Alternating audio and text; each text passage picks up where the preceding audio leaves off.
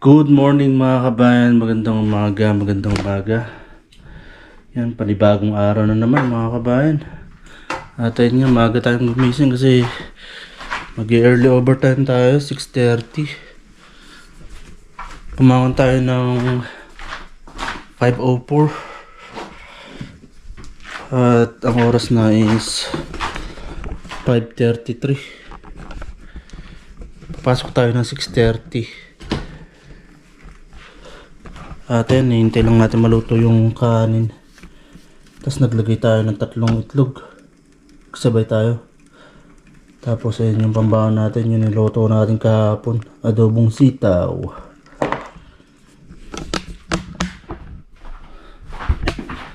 Adobong sitaw. At ayun mga kabayan, papasok na tayo ng trabaho. Nagbisikleta lang tayo.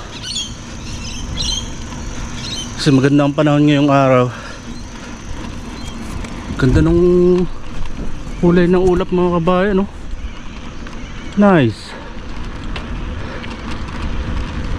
Ganda. Good morning. Ayos. Parang painting lang, no? Ang ganda.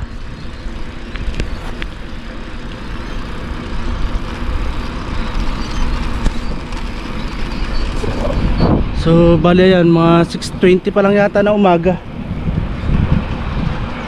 Mag-umpisa nga tayo ng 6:30 sa trabaho. Kaya maaga tayong pumasok. Medyo malamig. Medyo malamig ang simoy ng hangin. Ayun, daming mga parot.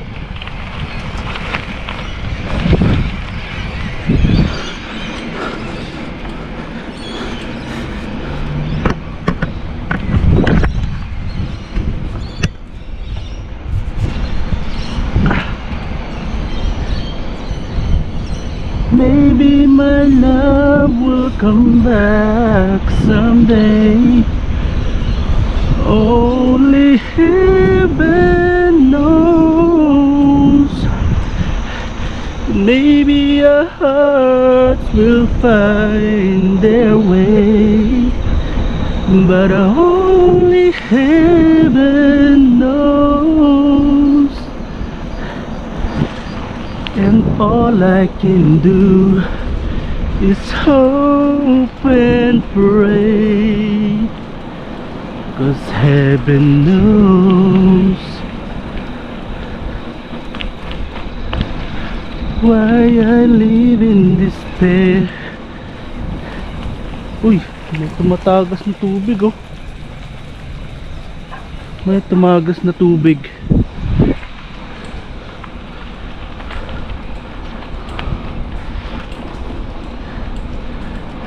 Cause wide awake or dreaming, I know she's never there.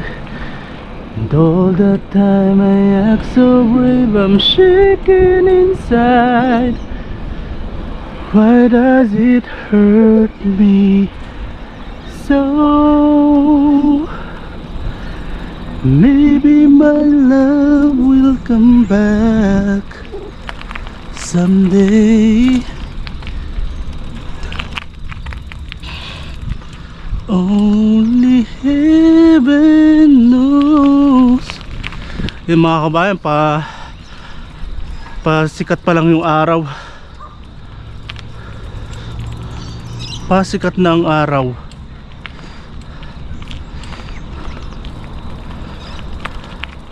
And all I can do is hope and pray, 'cause heaven knows.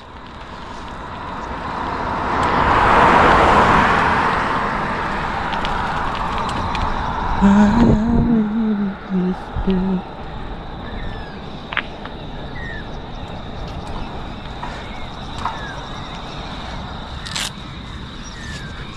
Kuha na natin ng picture mga kabayan.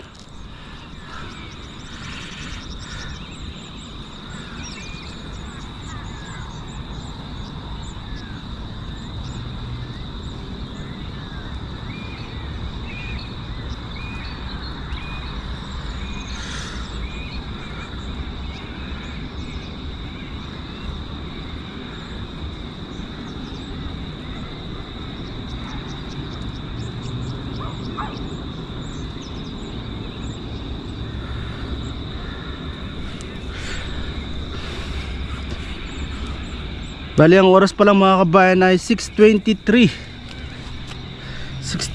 ng umaga.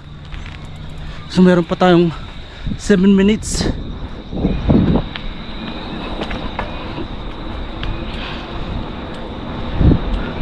Why?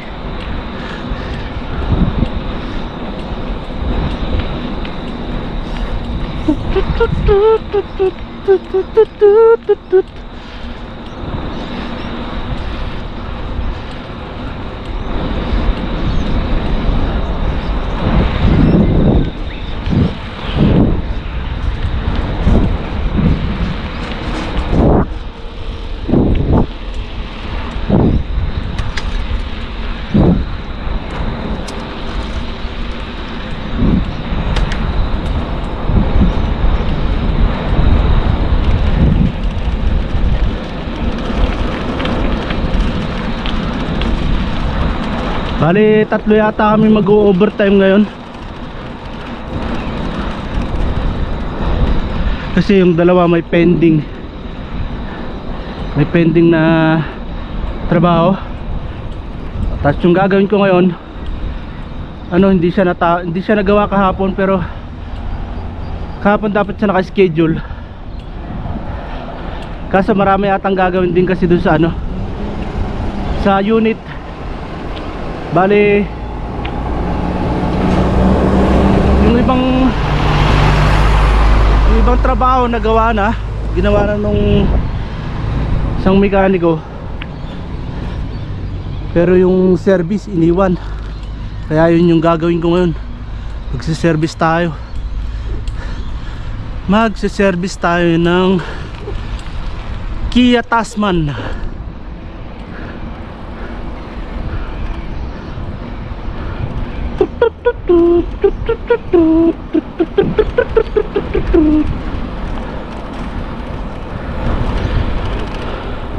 Why I live in despair, just wide awake or dreaming, I know she's never there. Yan, nandito na tayo sa workshop mga kabayan.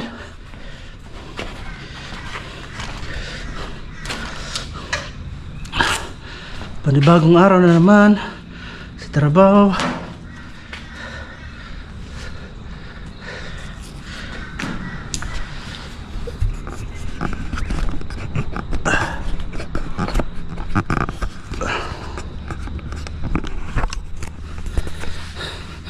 At ang oras na ay 6:26. So meron na lang 4 minutes.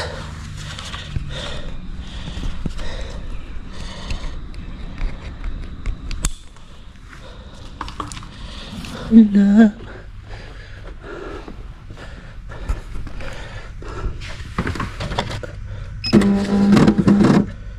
So bali yan mga kabayan, 6:27. Hindi makita yung 6 ah.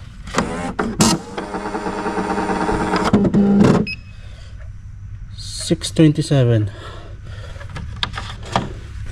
So clock on tayo dito. Ay, yung pala, yung job number pala kailangan ko. Ford Mustang.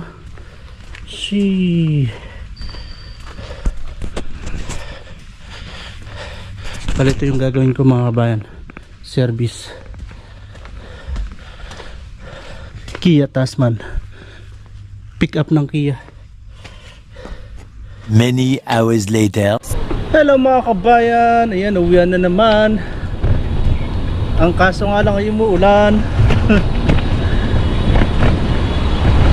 Umuulan.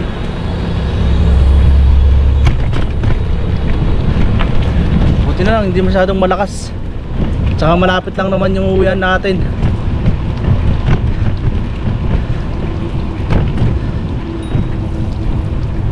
Hindi ko masyadong napansin kanina sa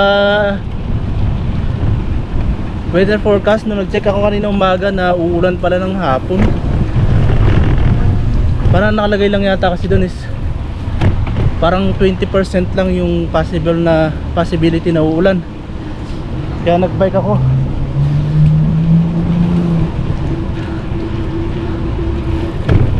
Yun pala yung uulan. Buti na nga lang talaga at malapit lang yung inuuwihan kong apartment. Yan, lamig. Hindi pa nakakalayo, nilalamig na. Hindi pa nakakalayo, nilalamig na.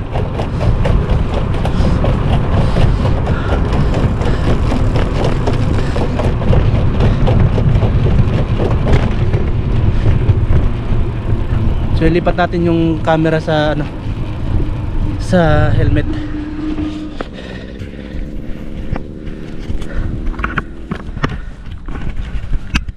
Yan.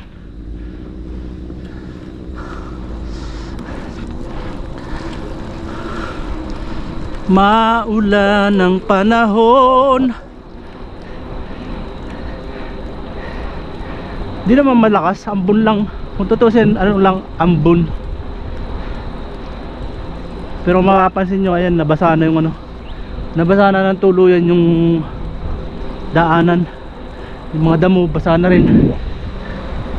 Bali kanina pa rin kasi nag-umpisa, mga bandang 3:30 ata o 3:20. Hi Chris! Isang katrabaho ko. Sana all naka day off bukas. Sana all day off sa bukas eh. Ako nung nakaraang Friday, kaya last day ng pasok niya ngayong linggo na to. Friday off.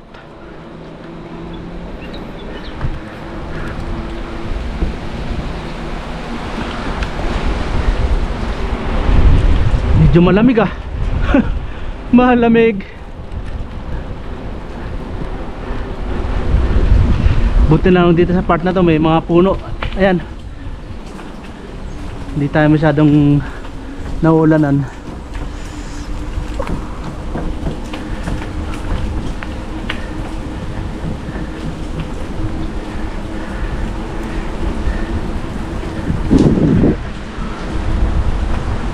Ito parang puno ng balete. Puno ng balete.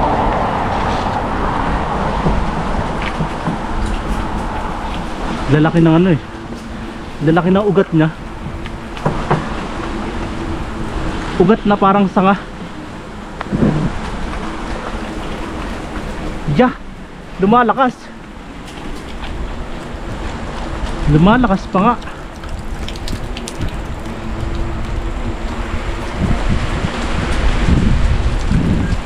Bad timing tong ulan na to ah. Dapat kanina pa siya bumagsak eh. Yung mga bandang alauna, alas 2, ganyan. Napakalinsahan pa naman kanina sa workshop. Kaya pala malinsangan eh, uulan pala hapon. Uulan pala ng hapon, kaya pala napakalinsangan kanina.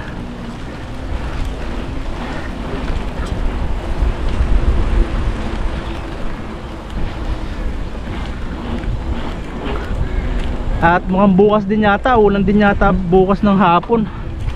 Kaya baka gagamitin ko na si itim bukas. Dalawang araw na natenga si itim. Hindi naman natenga. Matutusin, nakapagpahinga pa nga si itim. Nakapagpahinga si itim. At the same time, hindi siya nakabilad sa araw ng dalawang araw. Nandun lang siya sa parking area, sa car park, sa bahay or sa apartment.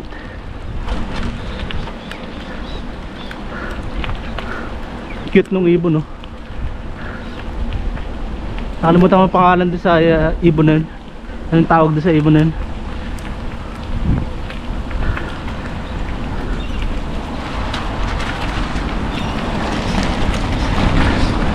Ah, medyo lumalamig na. Medyo lumalamig.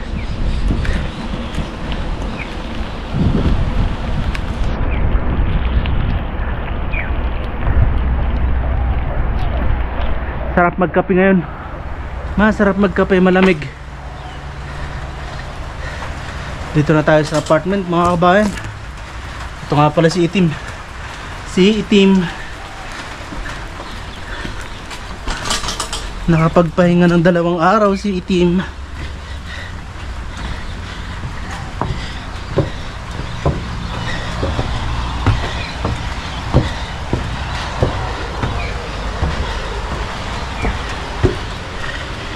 Yeah.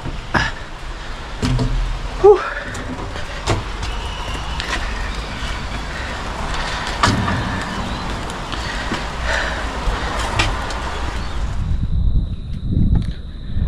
Hello mga kabayan. Dito tayo ngayon sa anong bang pangalan nitong lugar na to. Part pa rin siya ng Pitt Street. Pero dito ako madalas dumaraan kapag papasok ng workshop. Ayun yung workshop namin, yung kulay puting building na yan. Tapos kung napanood yung mga nakaraang video ko, dito ako naglalakad magmula roon sa dulo sa may apartment papunta roon sa Iron Arena. So naisipan ko lang tumambay dito. Dapat maglalakad ako kaso kung mapapansin nyo, yan, napakasama ng kondisyon ng panahon ngayon. Kanina umulan. Habang pauwi ako kanina, umaambon. Hindi naman totally ulan na malakas. Ano lang, bahagyang ulan lang. Ambon-ambon ba. Yan, naisipan ko lang tumambay dito. Subukan ko sana magpalipad ng drone Dinala ko yung drone. And then wala naman ibang tao na rito. Usually may mga tumatambay rin dito, mga nakasasakyan, tapos tatambay lang rito. So susubukan natin magpalipad ng drone mga kabayan. Hopefully lang hindi na umulan ulit.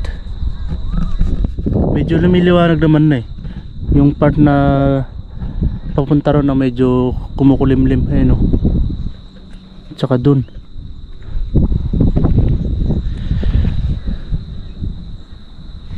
lang, parang may naririnig akong lumilipad na maliit na eroplano.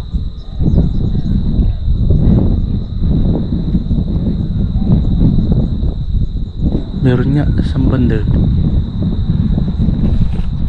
Kailangan magpalipad ng drone pagka ganito, lalo na't may lumilipad na maliliit na eroplano. May malapit kasing dito, domestic airport na pagkaliit-liit. Tsaka yan, medyo mahangin din. Parang kailangan magpalipad ng drone mga kabayan.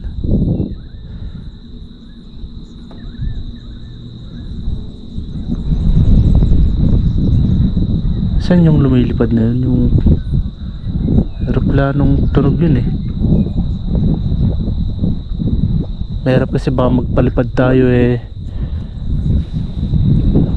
papalapit pala sa atin yung nadidinig natin na aeroplano na yun. Yun dinig ko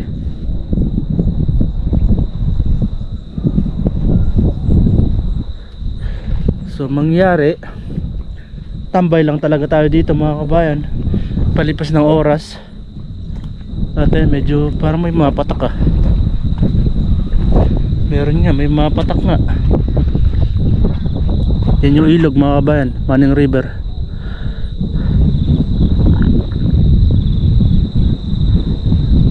Meron nga, may lumilipad nga. Hindi ko lang makita kung nasaan. Diyan kasi banda yung airport, sa part na yan, doon sa Candle Town, kabilang baryo.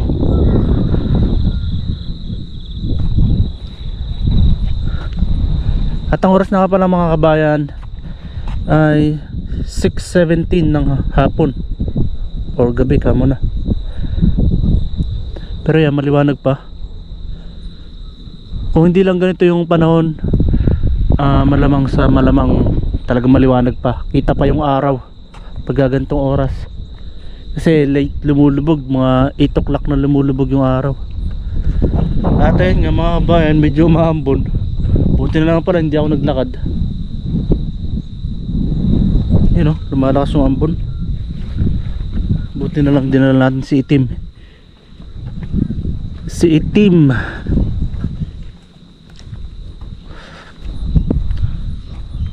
Ano kayang puno to? May mga bunga siya oh.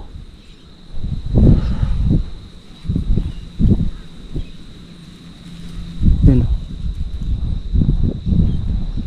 Comment nga kayo dyan sa baba mga kabayan, yung mga nandito sa Australia, yung mga kabayan nating Pilipino na matagal na dito sa Australia. Comment nga po kayo dyan sa baba kung anong klaseng puno ere. Naglagay sila ng mga ganito ayun, no? Ito kasing kalsada na to wala pang 2 taon yata to. Nung dumating ako dito sa Tari or sa Australia, ano pa to, hindi pa nadadaanan to dati. Sarado pa magmula ron sa yung may bahay na yun, hanggang dun lang yung ano, or hanggang dito lang yata. Ito pala yung pinakadulo na bahay, dyan lang yung nakakapasok dati. Tapos dito naman sa kabilang dulo sarado hanggang dun sa may dulong poste ng ilaw. Sayang di tayo makapagpalipad ng drone. Ayun, lumalakas din yung hangin mga kabayan. So mangyayari nga, palipas lang tayo ng oras dito. Maalinsangan din kasi sa loob ng ano, ng apartment. Ayoko naman magbox ng aircon kasi alam nyo na, gasto sa kuryente. Eh kung mag-stay ka lang dito sa labas mahangin eh. Kahit doon sa labas lang ng veranda ko eh, ng veranda ng apartment, medyo malamig doon. Pero pag nasa loob nga ng apartment, maalinsangan. Kaya naisipan natin tumambay. Ayun oh, mapapansin nyo yun, mga patak-patak ng ano, ambon. Yan sa windscreen, kita na rin. Yan mga kabayan, nakatambay pa rin tayo dito sa malapit sa workshop na pinapasukan ko. At yan, meron dumating sa likod natin na tumambay din, nakasasakyan din. Maya maya tayo uwi. Malapit lang naman to sa apartment. At yan, kanina nga pala nag overtime tayo, 6:30 ng umaga. Bali 1.5 hour yung overtime ko. Pero bukas walang overtime kasi walang pending. Saka wala yata masyadong trabaho bukas kasi Friday nga. Ang kaso nga lang, maraming naka day off.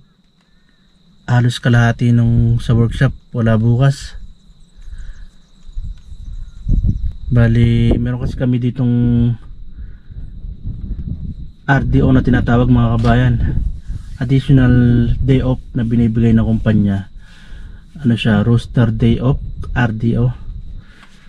Last week ako yung naka-schedule. Bali team pala namin kasi 2 team hinahati, 2 team. So last week yung team namin, tapos ngayon naman yung kabilang team bukas. So sunod na Friday kami naman ulit. Tapos sa last Friday of the month yung kabilang grupo naman meron binibigay na, ayun nga, additional day off yung kumpanya namin. So sa loob ng isang buwan meron kaming dalawang RDO. Yun ay kapag walang holiday sa loob ng isang buwan, 2 yung binibigay. Pero kapag sa isang buwan merong isang holiday, ang binibigay lang sa amin isang RDO sa loob ng isang buwan. Pero kapag sa loob ng isang buwan 2 pataas yung holiday, public holiday, hindi nagbibigay. For example December, tapos itong nakaraang January wala rin kasi unang araw pa lang, di ba? Ano na, holiday na yun, auno. Nung 26 ng January Australia Day naman, so public holiday din yun. Kaya wala kaming RDO nung January. Ngayon lang nag-umpisa, February. Tapos sa sunod yata, isa lang yata, March. Ano bang meron na holiday sa March? April wala din kaming RDO kasi mahal na araw, di ba? So yun, meron kaming additional na day off. Kahit pa paano eh, 3 araw yung nagiging pahinga kapag schedule mo ng RDO, kasi Friday, every Friday. So mangyari, day off ka ng Friday, Sabado, Linggo. Sabado, Linggo wala talagang pasok dito mga kabayan. 5 days a week lang yung pasok. Pero sa amin nga, dahil meron kaming RDO, sa loob ng 2 linggo, eh 9 na araw lang yung nagiging pasok namin. Yun ay kapag wala kang public holiday sa loob ng 1 buwan, 2 yung magiging RDO namin. Rooster day off. Yan, medyo lumalakas yung ambon mga kabayan. Pero may ginawa lang, nagkotse tayo, dinala natin si Itim. Kasi plano ko talaga kanina maglakad ulit. Sabi ko baka umulan, kaya yun, nagsasakyan tayo. Eh hindi nga, plano ko rin sana magpalipad ng drone. Yun nga lang eh, yan nga, umuulan naman na, maambon. Tapos kanina medyo lumakas yung hangin. Bago bumagsak tong ulan na to eh, lumakas yung hangin. Kaya di na tayo nagpalipad ng drone. At the same time, may naririnig kasi kung lumilipad na, no, maliit na aeroplano.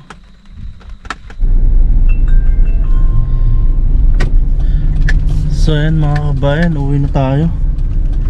Alas 7 na, 7:01 ng gabi. Pero mapapansin nyo, maliwanag pa sa labas.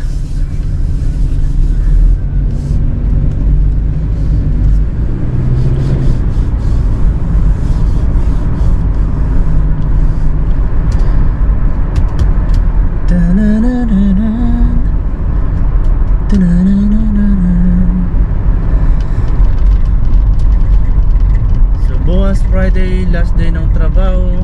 Then Sabado, Linggo, day off na naman, rest day.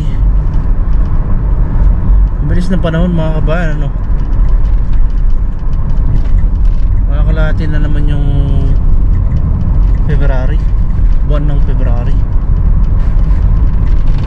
Sunod na naman March, April, May, June, July, August, September, October, November, tapos December na naman.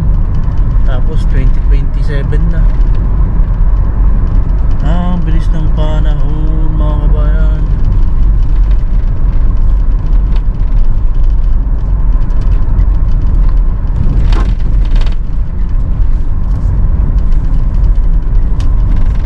Yan, tingnan nyo yung langit, makulimlim pa rin mga kabayan. Pwede sanang lakarin nga yung pinag-istayan natin na yun, kaso masama yung panahon. At kanina umulan habang nandun tayo, umulan ng bagya, pero saglit lang din. At yan, nandito na tayo agad sa apartment.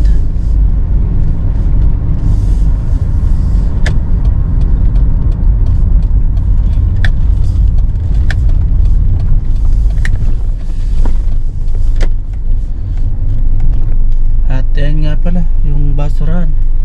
Pagdating ko kanina galing sa trabaho eh, naipasok na nung kapitbahay. Pinasok ng kapitbahay yung ating basurahan. Kasi tayo yung naglabas kaninang, kailan ba? Kagabi pala.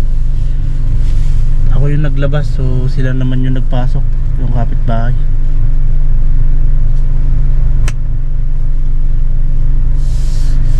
So hanggang dito na lang itong video na to mga kabayan. Maraming salamat sa inyong panonood. At palagi kayong mag-iingat mga kabayan. Hanggang sa muli. Paalam.